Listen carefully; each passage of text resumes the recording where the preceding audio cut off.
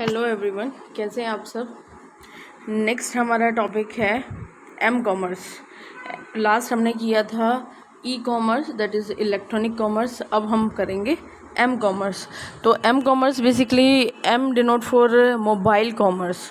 तो आज के टाइम में अगर हम देखेंगे तो हम क्या करते हैं कि आज के टाइम में हम क्या कर रहे हैं कि शॉपिंग वगैरह जब हमारे इंटरनेट वगैरह शुरू हुआ था तब हमारे पास क्या थे, पीसीज थे, ठीक है। उसके बाद लैपटॉप्स थे।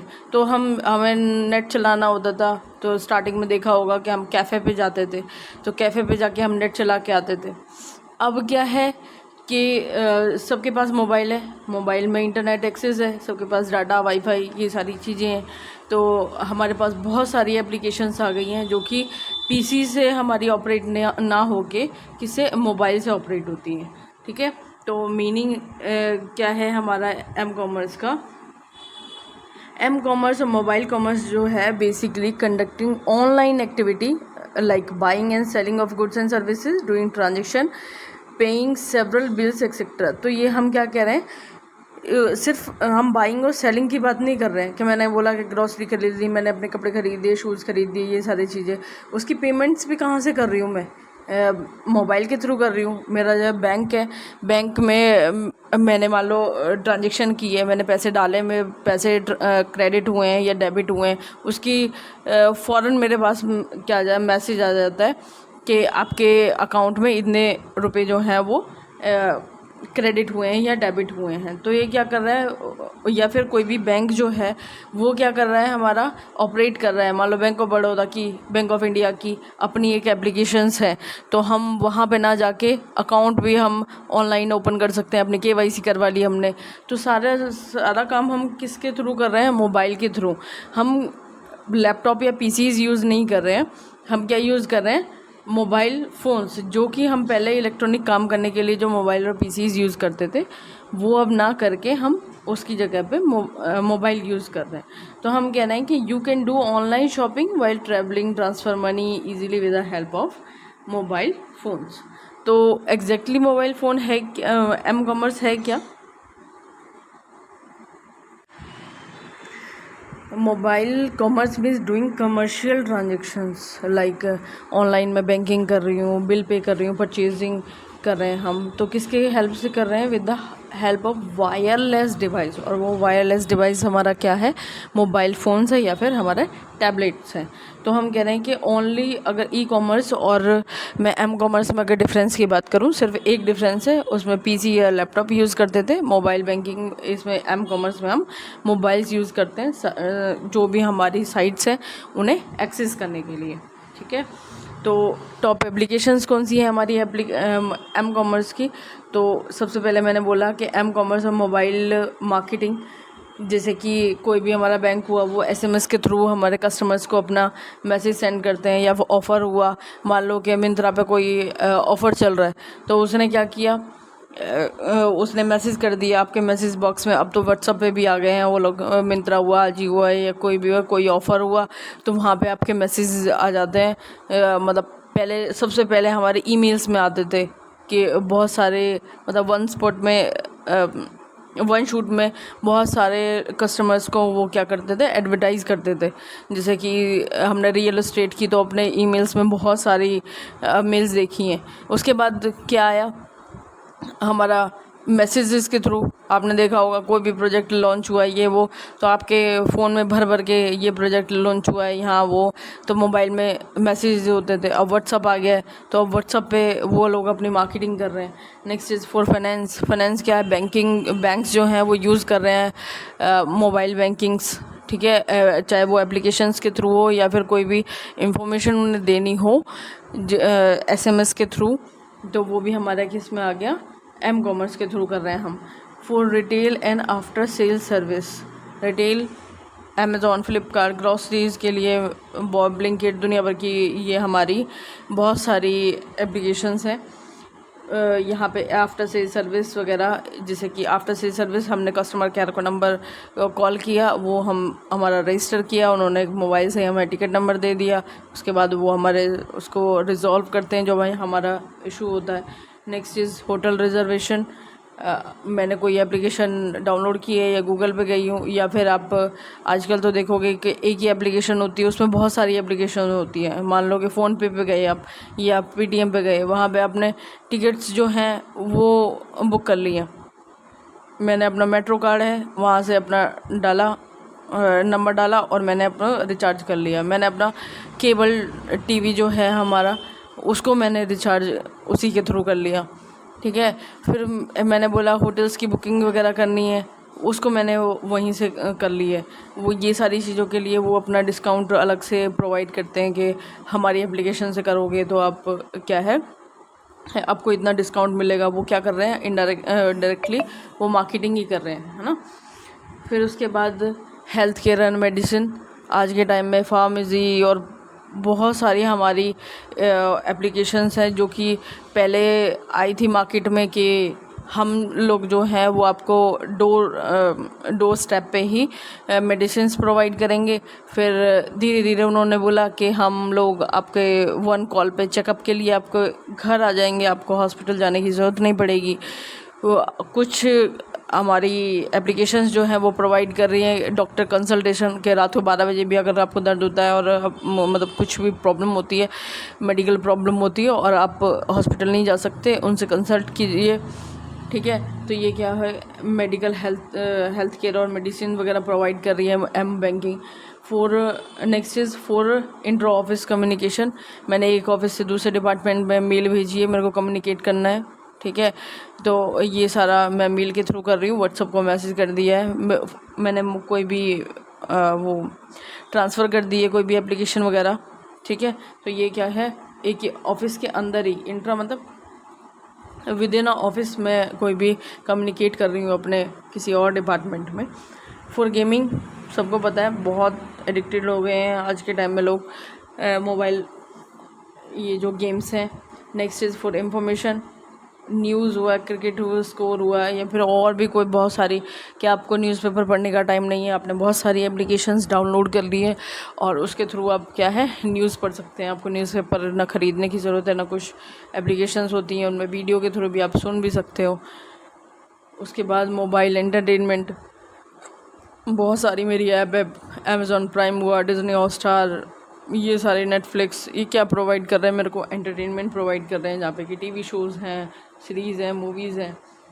मोबाइल टिकटिंग, अगेन मैंने बोला कि आपको फ़्लाइट की या फिर ट्रेन्स की टिकट बुक करनी है, आपको लंबी लाइन में लगने की ज़रूरत नहीं है, अपना फ़ोन खोला और आपने टिकट बुक कर दी है। Next is what are the latest update related to m commerce. Update क्या कि आज के टाइम में हमारा जो एम कॉमर्स बिजनेस है वो कहाँ पे पहुँच चुका है।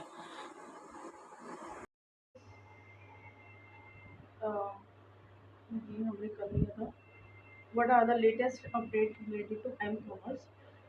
अपडेट क्या है, अपडेट यही है कि हमारे कहाँ की मार्केट में कितना हमें देखने के लिए मिल रहा है, कितना बूम, मतलब एम कॉमर्स पे कितना परसेंटेज जो लोग हैं वो डिपेंडेंट है।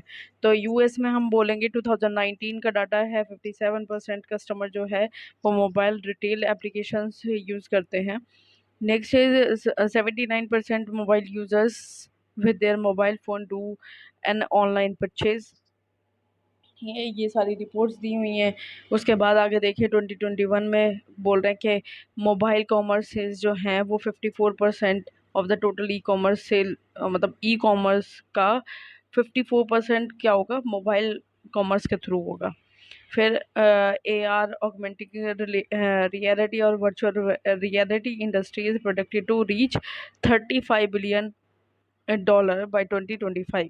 Hence, there are some of the updates related to mobile commerce. We can clearly see that in the future it will reach a more advanced level. जैसे जैसे हमारी जो सोसाइटी है, हमारी इकोनॉमी है, वो डेवलप करेगी। मतलब जो लोग हैं किसी रीज़न से अगर वो मोबाइल बैंकिंग पे नहीं आ पाए हैं तो टाइम के साथ वो यूज़र्स भी बढ़ेंगे और मोबाइल बैंकिंग का जो हमारा शेयर है मार्केट में वो इंक्रीज़ होगा। नेक्स्ट इज़ एडवांटेज क्या है एम कॉमर्स के। तो first is it create a new marketing channel. तो हम कह रहे हैं कि अब हम मार्केट में जाके फिज़िकली वहाँ पे सेल परचेज़ नहीं कर रहे हैं, या फिर कई बार होता है कि हमें मार्केट में इतने ऑप्शंस नहीं मिलते हैं। अब हमने देखा कि मान लो अमेज़न में मेरे को कोई चीज़ चाहिए, मैंने अमेज़न डाली, ये तो अमेज़न डालते ही बहुत सारी कंपनियों के मेरे को प्रोडक्ट, मतलब एक ही प्रोडक्ट चाहिए, मान लो शैम्पू चाहिए, तो एक शैम्पू के मेरे को इतनी सारी वैराइटीज़ मिल जाती हैं, जो कि शायद हो सकता है कि फिज़िकल मार्केट में वहाँ पे वो चीज़ अवेलेबल ना हो।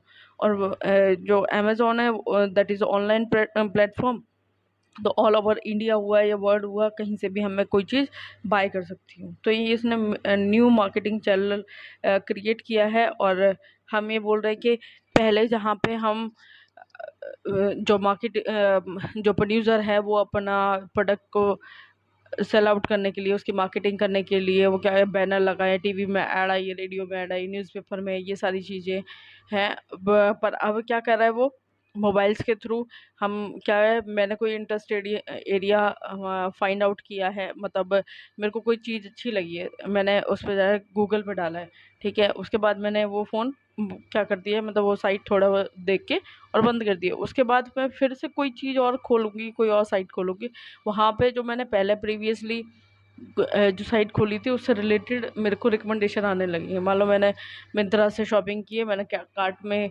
कुछ प्रोडक्ट डाल दिया, पर सेल आउट मैंने परचेज़ नहीं किए। मैं गूगल पे गई, मैंने कोई साइट खोली, नीचे देखा कि उसी लास्ट वाली साइट की रिकमेंडेशंस आ रही हैं, और वो बोल रहे हैं कि आप कार्ट में कुछ भूल आए हो, फिर से जाके उन्हें परचेज़ करो, अपनी शॉपिंग जो है वो क्या है, कंप्लीट करो, ठीक है। तो ये सारी चीज़ें क्या कर रही हैं, न्यू मार्केटिंग चैनल बना रही है। एक क्लिक पे ही हमें सब कुछ अवेलेबल हो जाता है। It provide easy store access, कोई भी स्टोर है all over the world, all over the India, हम कोई भी जो स्टोर है वो उसको एक्सेस कर सकते हैं। Next, it result in cost reduction, productivity, obviously बात है, मैं जा रही हूँ, कॉस्ट रिडक्शन दोनों के लिए है। कंपनी के लिए कैसे हैं कि जहाँ पे वो मार्केटिंग में इतना पैसा खर्च कर रही थी मोबाइल कॉमर्स से, उसका जो कॉस्ट है वो कम हो गई है, मीडिएटर कम हो गए हैं, ठीक है, उनको जो भी डिस्काउंट वगैरह देने पड़ रहे थे होलसेलर को, रिटेलर को, ये सारी चीज़ें अब डायरेक्टली हम उनसे परचेज़ कर सकते हैं, तो उसने कॉस्ट को रिड्यूस किया है। मीडिएटर्स का भी, मार्केटिंग का भी इस तरह से हम क्या बोल रहे हैं, मतलब मार्केटिंग तो आज भी हो रही है हमारे मोबाइल बैंकिंग के थ्रू, मतलब मोबाइल्स में हम ऐड देखते हैं, यूट्यूब जो खोला, बीच में कोई वीडियो देख रहे हैं उसमें भी हमारी एड्स आती हैं, ये सारी चीज़ें। पर कंपैरिजन टू पहले जो भी हमने बैनर्स वगैरह लगाए हैं सारे सिटीज़ में, ये वो, और उसके कंपैरिजन में जो हमारा कॉस्ट है वो कम कम लग रही है। किसके लिए, ये तो बात हुई प्रोड्यूसर के लिए, और हमारे लिए भी, हमने जस्ट वन क्लिक पे वो मंगा लिया, कितनी दूर जाने की हमें कोई ज़रूरत नहीं है कि ट्रैवलिंग एक्सपेंसेस करना है, ये है वो है।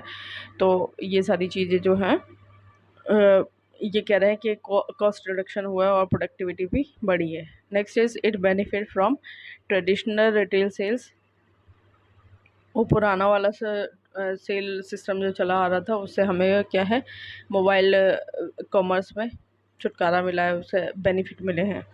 नेक्स्ट, डिसएडवांटेज, तो डिसएडवांटेज क्या हुआ है, रूरल एरिया है जहाँ पे कि अभी इंटरनेट कनेक्टिविटी इतनी अच्छी नहीं है, लोग इतने पढ़े लिखे नहीं हैं, जहाँ पे कि उन्हें मोबाइल बैंकिंग हुई या फिर मोबाइल कॉमर्स यूज हुआ, साइट्स हो गई, वो यूज़ करनी नहीं आती है, तो वहाँ तक ये एडवांटेज नहीं पहुँच पा रही है एम कॉमर्स की।